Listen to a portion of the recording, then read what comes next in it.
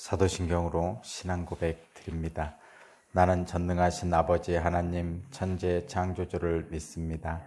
나는 그의 유일하신 아들 우리 주 예수 그리스도를 믿습니다.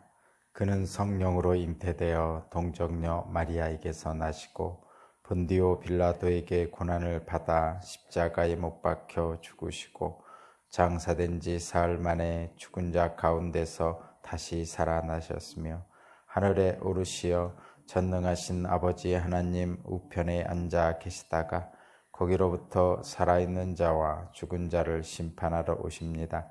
나는 성령을 믿으며 거룩한 공교회와 성도의 교제와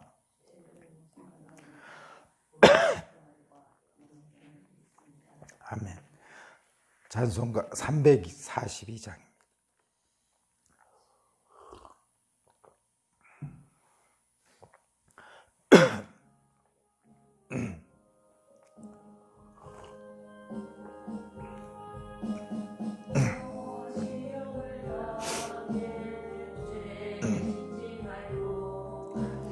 너 용기를 다해 곧 물리치라. 너 시험을 이겨 새 힘을 얻고 주 예수를 믿어 늘 승리하라.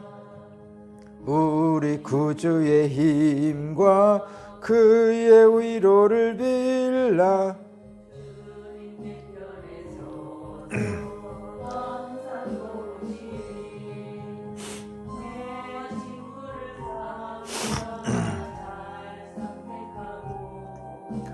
너행을 삼가 늘 조심하라. 너 열심을 다해 늘 충성하고 온 정성을 다해 주 봉사하라. 우리 구주의 힘과 그의 위로를 빌라. 주님 내 편에 서서 항상 도우시리. 잘 이기는 자는 상 받으리니. 너 낙심치 말고 늘 전진하라. 내 구세주 예수 힘 주시리니. 주 예수를 믿어 늘 승리하라.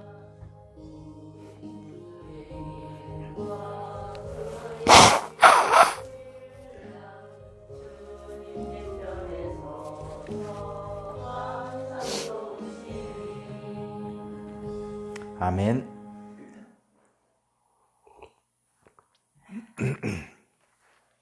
오늘 신하나님 말씀은 마태복음 5장 17절에서 26절입니다. 마태복음 5장 17절에서 26절입니다. 제가 봉독하겠습니다.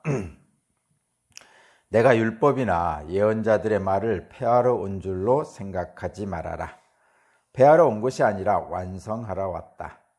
내가 진정으로 너희에게 말한다. 천지가 없어지기 전에는 율법은 1.1획도 없어지지 않고 다 이루어질 것이다.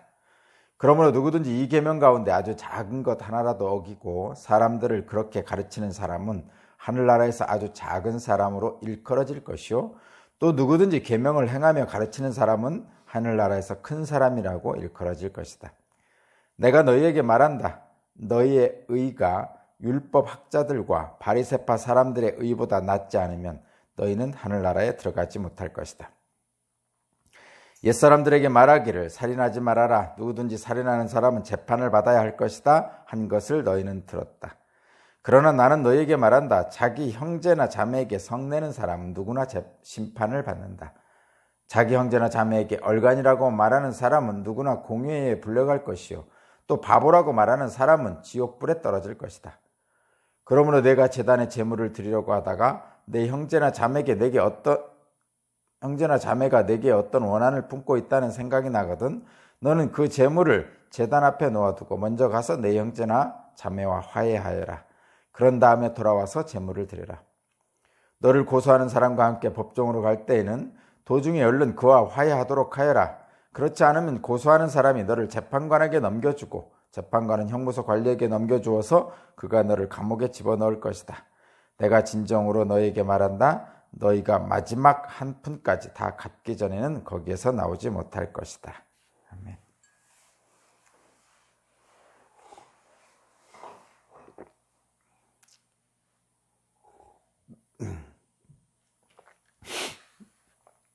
오늘 말씀의 제목은 율법 안에 담긴 하나님의 마음입니다. 율법 안에 담긴 하나님의 마음. 본문 말씀에 따라서 제목을 지으면 율법의 완성입니다. 율법의 완성. 오늘 말씀은 잘 새겨 들어야 됩니다. 잘 새겨 들어야 된다는 얘기는 오늘 말씀의 제목도 그렇지만 말씀 자체를 잘 새겨 듣지 못하면 무지함에 빠질 수가 있습니다. 무지하다는 것은 말씀을 잘못 이해한다는 뜻입니다. 오늘 본문에 말씀을 잘못 이해할 수 있는 여러 가지 이유들이 있습니다. 그거는 인간의 한계 때문에 나타나는 이유인데 인간의 한계를 뛰어넘어 하나님의 마음을 보아야 됩니다. 그래서 오늘 말씀의 제목도 율법 안에 담긴 하나님의 마음입니다. 율법만을 보면 형식적으로 율법만을 보면 인간의 한계에서 멈추게 됩니다. 그러니까 율법을 문자 그대로만 읽어보면 인간의 한계 안에 갇히게 됩니다. 그렇게 하지 말고 성령의 인도하심을 따라서 율법 안에 담긴 하나님의 마음까지 이르러야 인간의 한계를 넘어설 수가 있습니다. 인간의 한계를 넘어서지 못하고 성령의 인도하심을 받지 못하고 자기 수준에서 율법을 바라보면 결국은 율법에 대한 잘못된 이해를 갖게 됩니다. 잘못된 율법에 대한 이해는 율법을 주신 하나님의 뜻을 온전히 행하지 못하게 됩니다. 율법은 선하고 좋은 것임에도 불구하고 잘못된 이해로 인해서 율법이 주시는 축복을 누리지 못하게 된다, 이런 말씀입니다.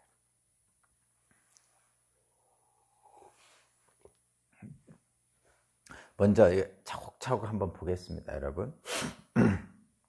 17절, 내가 율법이나 예언자들의 말을 폐하러 온 줄로 생각하지 말아라. 폐하러 온 것이 아니라 완성하러 왔다.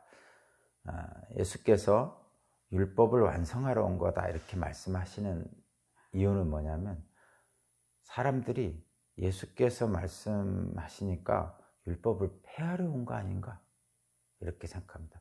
그러니까 율법을 폐하러 왔다고 사람들이 생각하는 이유는 뭐냐면 예수님의 말씀이 기존의 종교 지도자들, 바리새인과 서기관들이 말하는 말씀과 달랐다는 거죠.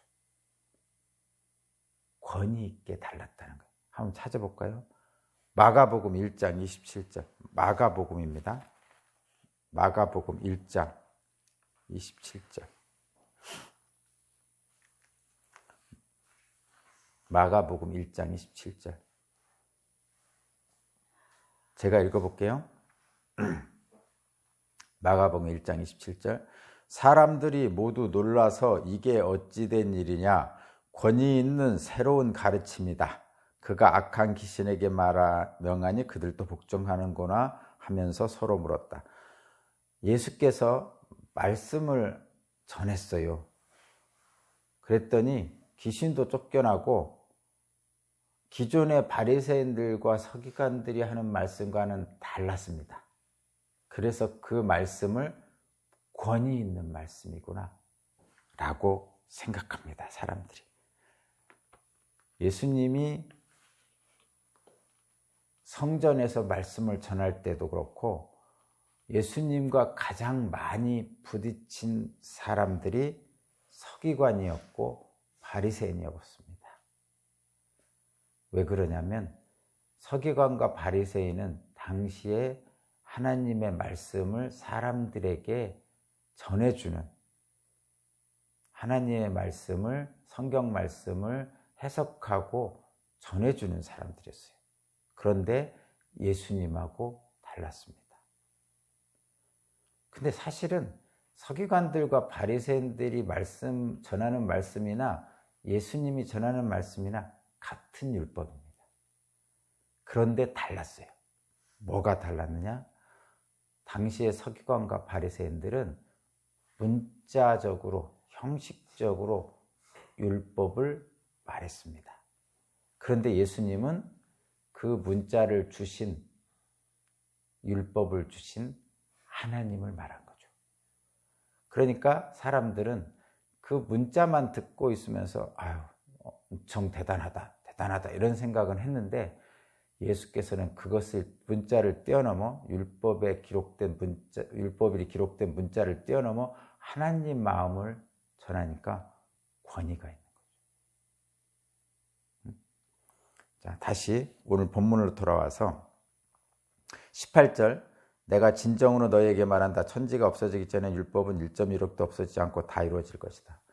그러니까 율법이 다 이루어진다는 것은 뭐예요? 율법이 완성이라는 얘기죠. 그 얘기는 뭐죠? 하나님이 율법을 주신 이유가 달성될 것이다. 하나님이 율법을 주신 목적이 이루어질 것이다 라는 거죠. 여기서 1.1획도 없어지지 않는다는 얘기는 하나님의 뜻이 완벽하게 이루어진다는 얘기입니다. 그죠? 근데 여기서 사람들이 잘못 해석해가지고, 그러니까 율법이 이렇게 기록돼 있잖아요. 이렇게 1.1획이라는 것은 한 글자도, 점 하나라도 이런 얘기잖아요. 여기서 1.1획, 점 하나 한 글자에 매몰되면 안 되죠. 점 하나 한 글자를 주신 하나님의 마음을 이해하라는 거예요. 근데 여기서 1.1획이라는 걸 또 막 강조해가지고 그 글자로 돼 있는 글자, 형식적으로 주어진 문자, 그것만 자꾸 1.1획도 변하지 않을 것이다 하면서 그 강조하는, 그 문자를 강조하는 분들이 있는데 그런 뜻이 아니죠. 1.1획도 없어지지 않는다는 것은 그 문자를 주신 하나님의 뜻이 완벽하게 이루어질 것이다, 이 뜻이잖아요. 그렇죠? 1.1획이라는 말이 그 단어 하나, 글자 하나를 얘기한 게 아니고 그 단어 하나, 글자 하나를 주신 하나님의 뜻을 강조하기 위한 말씀인데, 이 바리새인과 서기관들은 그냥 거기 써 있는 글자 한 획, 요거를 자꾸 강조하려고. 그러면 이 글자 한 획을 강조하면 인간의 한계에 머무를 수밖에 없어요. 근데 이렇게 봐야 돼요. 그 글자 한 획을 주신 하나님의 마음, 성령의 조명을 받아서 그 하나님의 마음을 알아야 돼요. 인간의 한계를 넘어서. 그래야 하나님이 그 문자를 주신, 율법을 주신 뜻이 완성되는 거죠. 그런 얘기입니다. 여기서 1.1획은 그 말씀을 주신 하나님의 마음이에요. 제가 예를 들은 게 있잖아요. 여러분, 저희 어머님은 이제 글자를 모르십니다. 한글도 못 배우셨어요. 예전에는 그렇게 하셨죠. 지금은 돌아가신 저희 어머니께. 근데 어머님은 늘 저에게 말씀하시죠. 착하게 살아라. 응? 또 한편으로는 좀 얕게 좀 살아라, 이렇게 말씀하시죠. 근데 그 착하게 살아라는 말씀 속에는 어머님의 마음이 다 들어가 있죠. 어디 가서 좀 나쁜 짓 하지 말고, 어디 가서 사람들한테 손가락질 당하지 말고, 좀 성실하게 사람들과 잘 지내고, 누구 속이지 말고, 또 어디 가서 맞고 다니지 말고, 뭐 그 속에는, 착하게 살아라는 그 말씀 속에는 엄청나게 많은 의미가 담겨 있습니다. 그렇죠?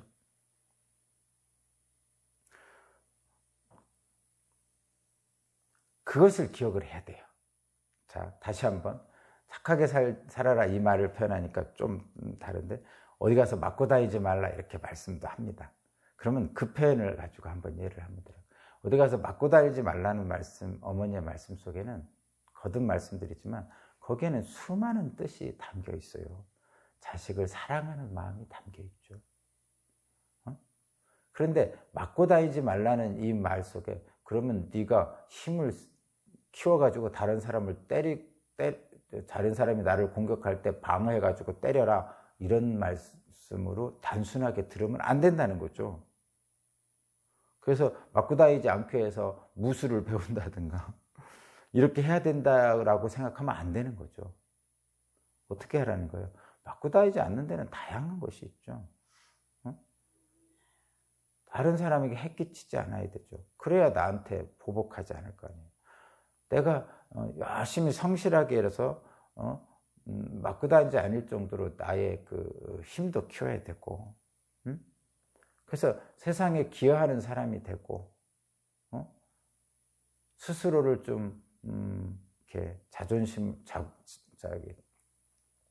자기의 존재 가치를 좀 스스로 인정하고, 자존감을 높이고, 뭐 이렇게 살으라는 얘기죠. 그 안에는 얼마나 많은 뜻이 담겼습니다. 근데 그냥 단순하게 맞고 다니지 말라고 했어, 엄마가. 그러니까 나는 힘을 키워서 나한테 누군가 때리려고 하면 나는 거기에 대항해서 싸울 거야, 뭐 이렇게만 생각하면 어머니의 마음을, 그 말씀하신 마음을 잘못 이해한 것이 됩니다. 마찬가지예요. 율법도 마찬가지입니다. 율법을 그 주신 말씀, 그 문자적인 한계 내에서, 그것이 인간의 한계지만 한계 내에서 자꾸 보면 하나님이 그 율법을 주신 본래적인 의미를 잘못 이해하게 되고, 또 잘못 이해하게 되면 하나님의 마음을 아프게 합니다. 맞고 다니지 말라는 어머니의 말씀대로 맞지 말고 때리고 와라, 이런 것으로 들으면 안 되는 거죠. 자, 여기 1.1핵도 여러분 오해하면 안 돼요. 1.1핵을 쓰여져 있는 문자로 생각하면 안 됩니다. 이 1.1핵은 하나님의 마음이에요.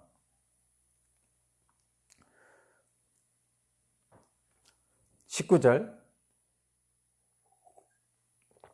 그러므로 누구든지 이 계명 가운데 아주 작은 것 하나도 어기고 사람들이 그렇게 가르치는 사람은 하늘나라에서 아주 작은 사람을 일컬어질 것이요 누구든지 계명을 행하며 가르치는 사람은 하늘나라에서 큰 사람이라 일컬어질 것이다. 이 계명 가운데 아주 작은 것이라 하나라도 어기고 사람들을 그렇게 가르치는, 여기서 아주 작은 것이라니까 또 율법에 매몰되어 있으면 안 된다는 거예요. 이 작은 것이라는 것은 마음을 다하지 않는다는 겁니다. 아주 작은 것이라는 얘기는 그 율법 중에 뭐 10,000가지 중에 한 가지 이런 얘기가 아니고, 아주 작은 것이라는 얘기는 사소한 것까지 나의 마음을 온전하게 사용하라는 거죠. 우리는 늘 큰 것만 행하려고 그러잖아요. 큰 교회, 시골에 있는 작은 교회, 이거 대비시키잖아요. 성공도 큰 성공 이런 거 생각하잖아요. 근데 하나님은 그런 기준이 없어요. 그런 큰 성공, 작은 성공 뭐 이런 것이라는, 크다 작다는 그 의미는 하나님이 주신 게 아니고 그냥 인간들이 생각하는 거죠. 인간들의 기준에서 크다 작다를 생각하는 거예요. 큰 걸 하면 좀 폼나고 사람들이 좀 우러러보고 뭐 그런 쪽으로 생각을 하는 거죠. 그것은 동물적인 속성이죠. 동물들, 큰 동물이, 힘센 동물이 지배하잖아요. 그러니까 인간들도 큰 뭔가, 그래서 힘을 가져서 세상에서 좀 떵떵거리고 살고자 하는 그런 것들, 그게 동물적인 속성이거든요. 그렇게 생각해서 크다 작다 이런 것을 자꾸 생각하고 기준을 거기다 자꾸 두려고 하는 것이 어떤 육체를 가진 인간의 본질적 속성 중에 하나입니다. 근데 하나님은 그것을 뛰어넘는 거죠. 우리는 영을 가지고 있잖아요. 하나님의 형상을 닮은 사람으로서 영을 가지고 있단 말이에요. 그럼 동물적 속성에서 극복을 해야죠. 그거를 극복해 나가. 동물적 속성을 극복해서 하나님의 영에 있다 사는 것을 구원이라고 그럽니다. 그래서 세상에서 말하는 크다 작다는 것에 구애받지 않고 하나님의 생각과 같게 살아가는 것이 구원이죠. 그러니까 하나님은 우리가 생각하는 크다 작다는 것과 전혀 그런 생각을 하지 않으시죠.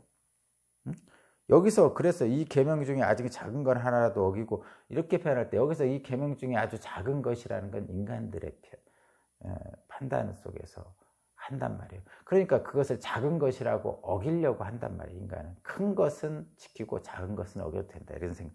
근데 하나님은 그렇게 생각하지 않은 거죠.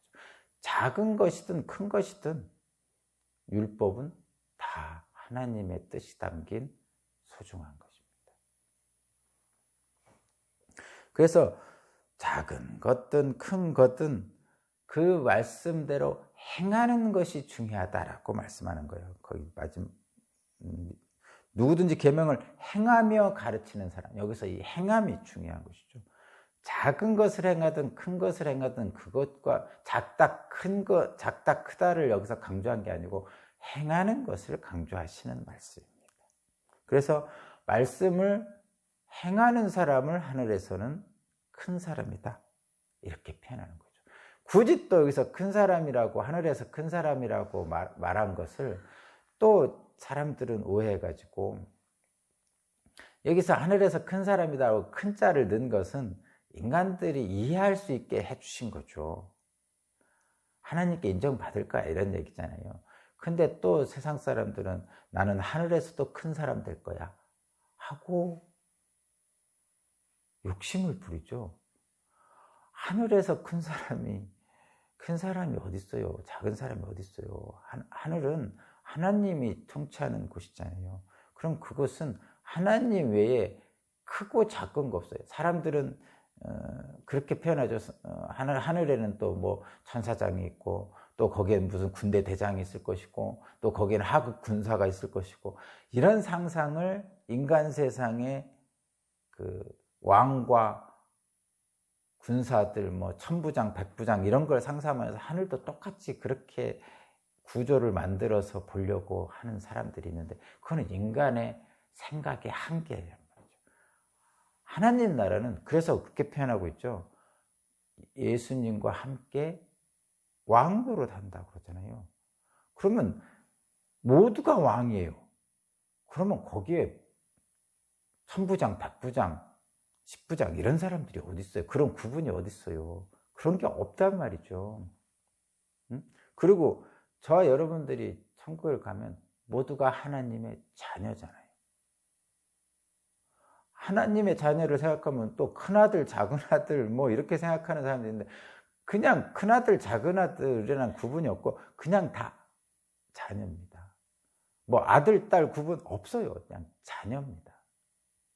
근데 우리들은 늘 천국에서조차 나는 큰 사람이 돼야지. 면류관이 3개씩이나 있어. 뭐 이런 거 자꾸 강조하고 싶어서 이 땅에서 생각하는 인식 수준으로 하나님 나라를 상상하는 분들이 있는데 잘못입니다. 그리고 20절. 자, 이거는 절대절명의 얘기예요. 20절. 내가 너희에게 말한다. 너희의 의가 율법학자들과 바리새파 사람들의 의보다 낫지 않으면 너희는 하늘나라에 들어가지 못할 것이다. 청천벽력입니다. 이건 여러분. 당시에 서기관과 바리새인보다 율법이 지키는데 나은 사람이 없었어요. 갈릴리 바닷가 어부인 베드로와 야고보와 요한 제자들이 당시에 서기관과 바리새인들보다 율법을 잘 지켰을까요? 절대 못 지키죠, 여러분. 절대 못 지킵니다. 그런데 뭐라고 말씀하시냐면 너희의 의가 바리새인과 율법학자들보다 낫지 않으면 너희는 하늘나라에 들어가지 못한답니다. 이 말을 들은 제자들은 청천벽력과 같았을 거예요. 왜냐하면 절대 이들과 같이 지키지 못해요. 그들은 바리새인과 율법학자들은 뭐를 했다겠죠? 화단에서 나오는 관상용 화분에서 나오는 그 열매까지도 세 가지고 11조를 했다니까요. 기록에 있잖아요. 갈릴리 어부였던 베드로가 그렇게 했을까요? 못했을 거라고. 그러면 제자들에게는 이 말씀은 청천벽력과 같이 들을 거예요. 도저히 율법학자들과 바리새인처럼 율법을 지키지 못했거든요. 그러면 이 말씀이 뭡니까? 실제로 저와 여러분 우리나라의 신앙을 정말 잘 신앙생활을 하시고 계신다는 분, 정말 대단한 분도 있겠지만 요 당시에 예수님 당시에 바리새인과 율법학자만큼 지켰을 거라고 실제로 비교해 보면요, 그렇지 못할 가능성이 더 높습니다. 실제로 여러분 화단에 나오는 열매를 11조로 냅니까? 우리나라 진짜 신앙 훌륭한 사람들이라고 생각되는 분들이 어렵거든요. 행동 하나하나를 다 율법에 맞춰서 행동하려고 했던 사람들이 당시에 바리새인들이에요. 그래서 그 행동들을 보면서 당시의 백성들이 바리새인을 존경한 거죠. 지금도 마찬가지죠. 주일 성수하고 여러 가지 신앙생활을 잘 지키는 사람들을 모범으로 보면서 신앙생활 하잖아요. 목사님이 그랬으면 좋겠다. 장로님이 그랬으면 좋겠다. 그런 것을 보면서 따라가서 행동하고자 하는 거죠. 마찬가지죠. 당시의 바리새인들은 엄청나게 율법에 대해서 철저하게 지키려고 했던 사람이고, 그래서 일반 백성들의 존경을 받았고, 또 바리새인들의 말에 복종한 거죠, 일반 사람. 그런데 하나님의 마음은 잘 몰랐던 거예요. 그래서 이 20절의 말씀은 여러분들 분명하게 생각해야 되는 게, 이 말씀은 그럼 어떡하라는 얘기입니까? 당시 율법학자들과 바리새인들처럼 제자들이 지키지 못했는데, 베드로가 지키지 못한데 어떻게 하라는 말입니까? 그러면 하나님 나라 구원받지 못한다는 얘기입니까? 근데 여기서 저와 여러분들이 잘 기억해야 돼요. 너희의 의가 율법학자와 바리새파 사람들의 의보다 낫지 않으면 하늘나라에 들어가지 못한다는데, 여기에 의라는 것은 하나님의 마음입니다. 율법을 주신 하나님의 마음이에요. 여기에 의가 얼마만큼 율법을 개수대로 지켰느냐 안 지켰느냐, 이 개수를 따진다는 게 아니라 율법을 지키려고 애쓰는 인간의 모습을 보시고 하나님께서 흐뭇하게 웃고 계시는 것을 의라고 그러는 거예요. 자, 저와 여러분들은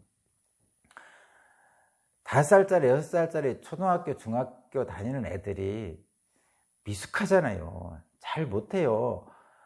대학 나오고 직장 생활하는 어른들보다 잘합니까? 잘 못해요. 뭘 시켜도, 심부름 시켜도 잘 못하고요. 어른들만큼 못하죠, 당연히. 그렇지만 5살, 6살짜리에게 시키는데 잘 못하지만 열심히 하는 모습을 보면요, 좋잖아요. 못해도 되죠. 잘 못해도 이뻐요. 하나님은 그렇게 우리를 바라보시는 거죠. 저와 여러분은, 인간은 하나님 보시기에 어린아이죠. 잘 못합니다. 하나님은 우리에게 완벽한 걸 요구하지 않으세요. 우리가 5살짜리에게 완벽한 걸 요구하지 않는 것과 마찬가지예요. 또 5살짜리가 완벽하게 하려고 애쓰지만 실제로 완벽하게 할 수가 없어요. 그게 율법을 받은 인간들의 현실이에요. 5살짜리가는 스스로는 완벽하게 하고 싶어요. 인간들은 하나님이 주신 율법을 완벽하게 지키고 싶어요. 근데 5살짜리는 완벽하게 할 수 없어요. 어설퍼요. 근데 어설퍼서 다 하지 못하지만 그것을 열심히 애쓰면서 하려고 하는 모습을 엄마 아빠가 보면 엄마 아빠는 그냥 웃고 있죠. 흐뭇하게. 네? 그런 거예요. 우리의 의는, 여기에 나오는 의는 하나님이 우리를 흐뭇하게 보실 것 정도의 의를 얘기하는 거지, 우리가 완벽하게 하나님의 율법을 지키는 의를 얘기하진 않아요.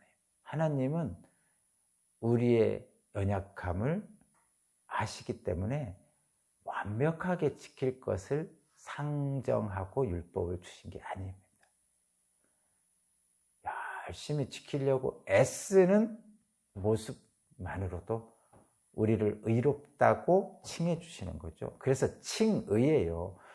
의로워서 의롭다고 하시는 것이 아니라, 칭이라는 것은 그냥 불러주시는 거예요. 아이고 착하다, 이렇게. 아이고 잘했다. 잘하지 못했죠? 5살짜리? 그런데도 아이고 잘했어. 이게 칭의는 그거예요. 의롭지는 않은데, 완벽하게 의롭지는 않은데 의롭다고 불러주시는 거예요. 칭한다, 불러준다. 여기에 의는 그런 의미입니다, 여러분. 완벽한 의를 요구하시는 게. 자, 다시 한번. 오늘 말씀은 율법 안에 담긴 하나님의 마음입니다.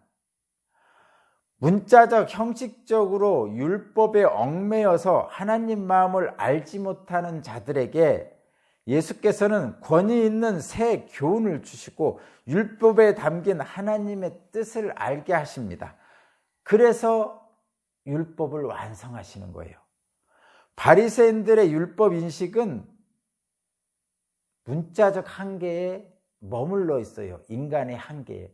그런데 예수 그리스도는 그 문자적 한계, 인간의 한계를 뛰어넘는 권위 있는 말씀으로 사람들에게 전해져서 사람들은 그 말씀에 순종할 수밖에 없습니다. 어떻게 합니까? 그러면 율법을 완성하러 오셨다는데, 1.1획도 다 이루어진다는데, 바리새인들과 서기관들의 의보다 낫지 않으면 하나님 나라를 들어갈 수 없다는데 어떻게 해야 됩니까? 예수 그리스도께서 주시는 진리의 말씀에 따라 성령의 인도를 받아서 행하는 거죠. 다 하지는 못해도 괜찮습니다. 하나님을 향해 예수께서 죽기까지 순종하신 그 모습을 나도 따라가겠습니다 라고 고백하고 그렇게 가려고 애쓰는 모습, 그것을 예수께서 우리를 의롭다고 말씀해 주시는 겁니다. 율법의 근본 정신을 보여주시는 거예요. 자, 지금 오늘 그 21절부터 26절에 3가지의 예를 들어주셨는데 시간이 없어서 한 가지만 예를 듣고 하겠습니다.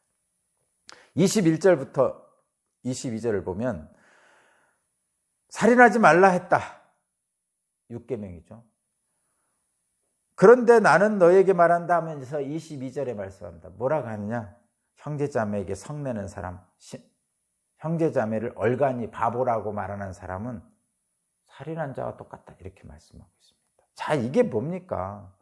살인하지 말라는 6계명은 형식적으로 이렇게 주어진 거예요. 율법입니다. 그런데 뭐를 하지 말라는 거예요? 살인하지 말라는 것은 분노하지 말고 바보라고 얼간이라고 욕하지 말고 거친 말을 하지 말라는 얘기죠. 그 얘기는 뭐예요? 사랑하라는 얘기입니다. 형제를 사랑하지 않으면 형제를 죽인 것과 같다, 살인한 것과 같다고 말씀하시는 거예요. 그러니까 살인하지 말라고라는 계명을 주신 하나님의 마음이 뭐예요? 죽이지만 말라는 거예요? 죽이지만 말고 미워해도 된다 이런 얘기입니까? 아닙니다. 살인하지 말라는 얘기는 네 생명이 소중하듯이 다른 사람도 생명도 소중하다. 그러니까 내가 하나님께서 우리를 사랑한 것처럼 너도 이웃을 사랑하라. 두 번째, 23절. 그러므로 내가 제단에 제물을 드리려고 하다가 형제나 자매가 내게 원한을 품고 있다는 생각이 나거든 너는 그 제물을 제단 앞에 두고 먼저 가서 형제와 자매와 화해하라. 그런 다음에 제물을 드리라. 여기서 제사를 드린다, 제물을 드린다는 것은 지금으로 말하면 예배를 드린다는 거예요. 예배를 드리는 것은 율법이죠. 중요한 겁니다. 그래서 주일 성수하는 거 아니에요. 그죠? 그런데 예배를 드리는데 형제와 자매하고 이웃과 불화를 하고 왔어요. 이웃과 불화하면서 예배만 드립니다. 물론 예배 드리는 거 중요하죠. 문자적으로 율법이니까 안식일을 지켜야 되죠. 주일을 지켜야 됩니다. 중요한 겁니다. 근데 하나님이 안식일을 지켜라, 주일을 지켜라 하시는 이유가 뭡니까? 하나님과의 관계를 회복시키는 거죠. 어떤 관계 회복이에요? 내가 세상에서 죄 짓고 살았던 것을 거룩한 하나님의 전에 나와서 나의 죄를 사해달라고 하는 것이 제사죠. 그래서 예물을 드리는 거 아니에요. 그 소나 양을 바치고 내 죄를 사해달라고 제사를 드리는 거예요. 그리고 지금도 마찬가지예요. 예물을 드리면서 예배를 드리는 이유가 뭐예요? 나의 죄를 사해 주십시오. 내가 하나님과 관계를 회복하기 싶습니다. 그래서 하나님의 자녀로서 살고 싶습니다. 그렇죠? 그럼 뭐예요? 하나님의 자녀로서 살고 싶다고 하면서 밖에 나가서 이웃하고 다투고 싸우고 그러고 예배 드리면 하나님이 마음이 아프죠. 그러니까 뭐라고 하는 거예요? 하나님과 관계 회복하는 것은 어떤 것이냐? 예배 중요하죠. 형식적인 예배 중요합니다. 주일 성수 중요합니다. 그러나 이웃과 화해하고 이웃을 사랑하는 것이 하나님과의 관계 회복의 핵심이다. 그래서 이렇게 말씀하시잖아요. 보이지 않는 하나님을 사랑한다는데 보이는 사람조차도 사랑하지 못하면서 어떻게 보이지 않는 하나님을 사랑할 수 있느냐라고 성경에 말씀하고 계신 거예요. 보이지 않는 하나님을 사랑한다면 보이는 사람을 사랑하라는 거죠. 이 말씀일 것입니다. 자, 사람이 사는 모양과 생각은 시간이 지나면서 달라집니다. 조선시대하고 지금하고는 많이 다르죠. 조선시대에는 예를 들면 남녀 칠세 부동석이 진리였어요. 그때는 그게 맞는 거였어요. 그래서 남녀 칠세는 같은 자리에 앉지 않았습니다. 근데 지금 남녀 칠세 부동석은 말도 안 되는 일이죠. 그따가 남녀 차별이니 난리 날 겁니다. 그러나 남녀 칠세 부동석이라고 말했던 그 당시 사람들의 마음이나 지금 마음은 동일하죠. 뭐죠? 간음하지 말라는 것과, 그러니까 그 안에는 다양한 뜻이 있지만 그 안에는 간음하지 말라는 뜻도 있을 거예요. 그죠? 그러면 남녀 칠세 부동석이라는 조선시대에 주신 그 당시에 그 말씀을 주신 그 사람들, 그 말을 한 사람들의 마음, 지금 남녀 칠세 부동석은 말도 안 되지만 그 당시 사람들이 남녀 칠세 부동석을 얘기하면 마음이 지금은 달라졌습니까? 같은 거죠. 형식적으로 말은 달라졌지만 마음은 같습니다. 말하자면 그 마음을 정리해 놓은 것이 율법입니다. 하나님 말씀이라고요. 그래서 사람들의 시대와 상황과 모습은 달라집니다. 점점 사는 모습도. 그러나 하나님 말씀은 영원한 진리라는 거죠. 영원한 진리. 왜 변하지 않을까요? 하나님 말씀은 그 안에 하나님의 마음이 들어있기 때문입니다. 2000년 전에 3000년 전에 이스라엘에서는 돼지고기 안 먹었습니다. 먹지 말라고 그랬어요. 지금 돼지고기 안 먹는 기독교인이 어디 있습니까? 어디가 안 먹습니까? 잘 모르겠습니다, 저는. 그 당시에 주신 하나님의 구약 성경에 주신 하나님 말씀 중에 지금 안 지키는 것들이 엄청 많습니다. 그런데 1.1핵이라고 하면서 지금도 돼지고기 먹지 말라고 하는 분들이 있다면 뭔가 좀 문제가 있는 거죠. 그 당시에 왜 돼지고기를 안 먹었는가를, 그런 말씀을 주셨는지를, 그 마음의 뜻, 그것이 하나님의 말씀이에요. 그것이 진리입니다. 그래서 하나님의 말씀은 영원히 변하지 않는 진리입니다. 문자 말고. 자, 율법 안에 담긴 하나님의 마음을 아는 것이 중요합니다. 근데 어떻게 압니까? 예수 그리스도께서 말씀하고 행하신 것을 따르는 거죠.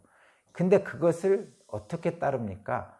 성령께서, 예수 그리스도께서 행하시고 말씀하신 것을 우리에게 생각나게 하시고 행할 능력을 주시는 거죠.